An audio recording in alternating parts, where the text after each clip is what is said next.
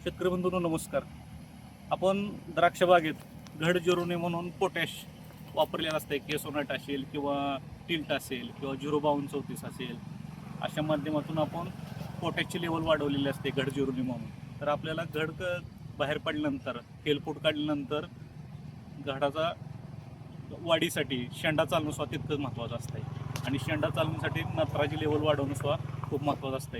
आणि या ठिकाणी आपण बघू शकताय, या ठिकाणी कोंबडी खत त्याच्यामध्ये 24-24 एकरी 2 बॅगा आणि युरिया 2 बॅगा असं एकत्र घेतलेलं आहे.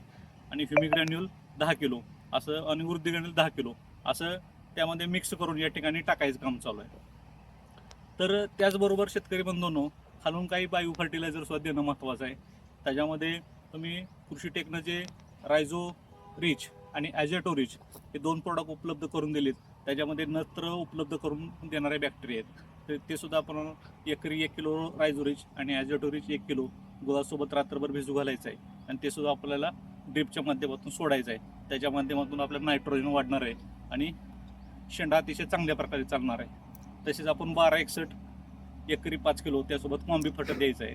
तसंच आपण 19-19 सुद्धा देऊ शकताय. तसेच आपण मायक्रोरायझा सुद्धा आणि फ्लोरा हे सुद्धा देणं महत्त्वाचं आहे. अशा पद्धतीनं आपण ही प्रोडक्ट वापरून आपल्या बागेचा शेंडा चालावा, जेणेकरून कॅनोपी वाढली पाहिजे, फॉलेज वाढलं पाहिजे. तर आपल्याला अतिशय चांगल्या प्रकारचे घडाचं पोषण होणार आहे. दिलेली माहिती कशी वाटली कमेंटमध्ये सांगा. धन्यवाद.